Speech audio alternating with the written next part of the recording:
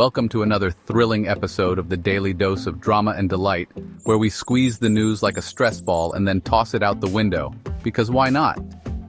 Today, let's dive into the oh-so enthralling world of riveting tales and brace yourself for the unexpected, like needing a nap after this excitement. First up, the dollar has decided to be the overachieving sibling of currencies, climbing high again after Donald Trump made another grand, strategic promise about tariffs. You know, because nothing says fiscal excitement like a new tax, tariff, right? Meanwhile, Trump's historic footnotes extend with his election interference case being dismissed. Talk about plot twists worthy of a daytime soap. But hey, I doubt we will ever exhaust the reality TV catalog that is global politics. Now let's not forget the world of science news. Apparently, Trump could be a bigger climate influencer than Greta Thunberg. Who knew the political climate could be as formidable as, well, actual climate? Add a dash of dengue as an urban disease and garnish with some electric cars. We've got ourselves a meteorological buffet, folks.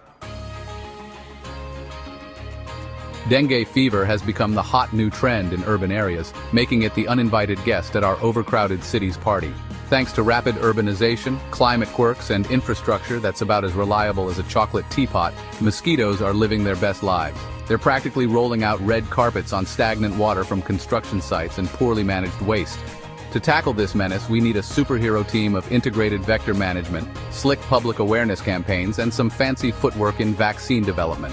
Of course, this requires our local governments, international health gurus, and community folks to come together and whip up some sustainable, long-term solutions. Who knew a tiny mosquito could throw such a colossal tantrum? Electric vehicles, the shining knights in eco-friendly armor. They're like superheroes, reducing carbon emissions and kicking fossil fuels to the curb. Of course, there's the tiny hiccup of their own battery production, leaving a questionable environmental footprint. Not to mention the thrilling adventure of finding a charging station. But fear not, for battery tech is advancing, and governments are finally realizing that maybe, just maybe, green projects are worth a nod. As we race towards a climate-friendly future, electric cars are set to lead the charge, pun fully intended.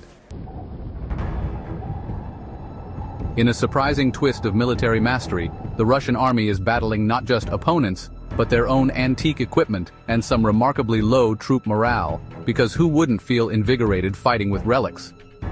Meanwhile, over in the Mediterranean, a tourist boat decided to take an unplanned dive, resulting in a chaotic rescue operation. Turns out, the sea doesn't care how luxurious your vacation is, and apparently life jackets aren't just strange orange accessories. This little escapade is sure to thrill the tourism industry, which now has the delightful task of convincing travelers that boat rides aren't part of an extreme survival package.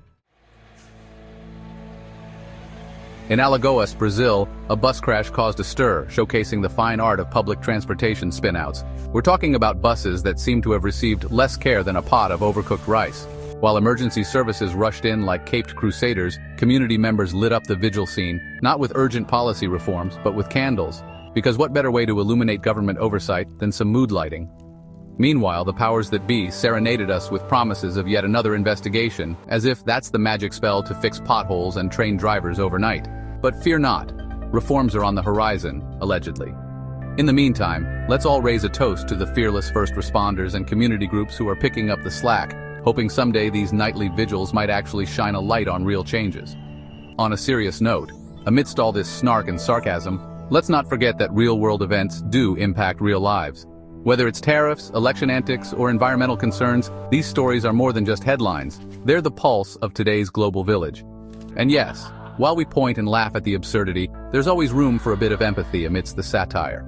Tune in next time when we dissect why Give Me the Scoop. But make it quick is the mantra driving today's news consumption. As always, thanks for watching. Like and subscribe, it's free. And don't forget to spew all your equally sarcastic comments below. We love that.